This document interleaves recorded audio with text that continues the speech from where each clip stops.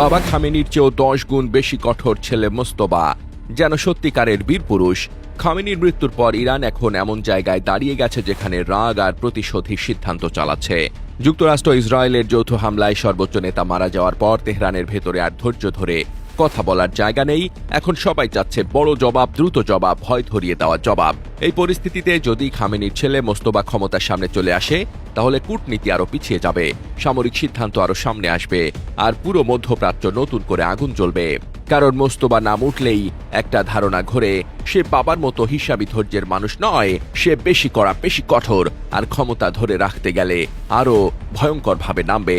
খামেনির মৃত্যুর পর ইরানের ক্ষমতার ভেতরে যে নড়াচড়া শুরু হয়েছে, সেটাকে এখন সবাই উত্তরসূরি যুদ্ধ হিসেবেই দেখছে। এই সময়টাই সবচেয়ে বিপজ্জনক, কারণ দেশের ভেতরে নিরাপত্তা বাহিনী, গোয়েন্দা বলয়, কট্টরপন্থী গোষ্ঠী সবাই একসঙ্গে শক্ত অবস্থান নেয়, কেউ ছাড় দিতে চায় না। এই ভেতরের খেলায় মোস্তফা নাম বারবার আসে, কারণ দীর্ঘদিন ধরেই তাকে পর্দার আড়ালের শক্ত মানুষ হিসেবে বলা হয়। ইসলামিক রেভলিউশনারি গার্ড, গোয়েন্দা সংস্থা আর ক্ষমতার ভেতরের লোকজনদের সঙ্গে তার প্রভাব আছে বলেই আলোচনা। বিরোধীদের কাছে সে আতঙ্কের নাম, আর কট্টরপন্থীদের কাছে সে শক্ত হাতে দেশ চালানোর লোক। 2009 সালের বিক্ষোভ দমন করা দমননীতি, এসব ঘটনার সঙ্গে তার নাম নানা সময় উঠে এসেছে বলেই তাকে ঘিরে ভয় আরো বড়। আলী খামেনি অনেক সময় ধাপে ধাপে চাপ বাড়ানোর নীতিতে চলতেন, অনেকটা হিসেব করে, সময় নিয়ে, কৌশল করে। কিন্তু এখন ইরানের পরিবেশ বদলে গেছে। শীর্ষ নেতৃত্ব আঘাতের পর প্রতিশোধের তাগিদ এতটাই তীব্র যে নরম কথা বলার জায়গা ছোট হয়ে গেছে। সাম্প্রতিক মিসাইল আর ড্রোন হামলাগুলো নিয়ে ধারণা করা হচ্ছে, সিদ্ধান্তগুলো আরো কঠোরভাবে নেওয়া হচ্ছে, এবং এর ভেতরে মোস্তফার ভূমিকা থাকতে পারে।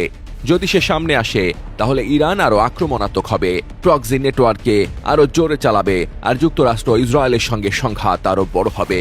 কারণ তখন শেষ কথা হবে শক্তি দেখানো, সমঝোতার চেষ্টা কমে যাবে। এই বদলের প্রভাব শুধু ইরানেই থাকবে না, লেবানন, সিরিয়া, ইয়েমেন, ইরাক, এসব জায়গায় ইরানের যে নেটওয়ার্ক আছে সেগুলো আরো সক্রিয় হয়ে উঠতে পারে। উপসাগরীয় দেশগুলোর উপর চাপ বাড়বে, কারণ যেখানেই উত্তেজনা বাড়ে সেখানেই বন্দর, বিমানবন্দর, তেল অবকাঠামো সব ঝুঁকির মধ্যে পড়ে।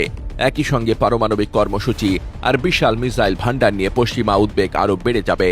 নতুন নেতৃত্ব যদি কঠোর হয়, তাহলে নিষেধাজ্ঞা, পাল্টা চাপ, সামরিক প্রস্তুতি সবই বাড়তে পারে, আর এতে আগুন আরো ছড়িয়ে পড়ার সুযোগ তৈরি হয়।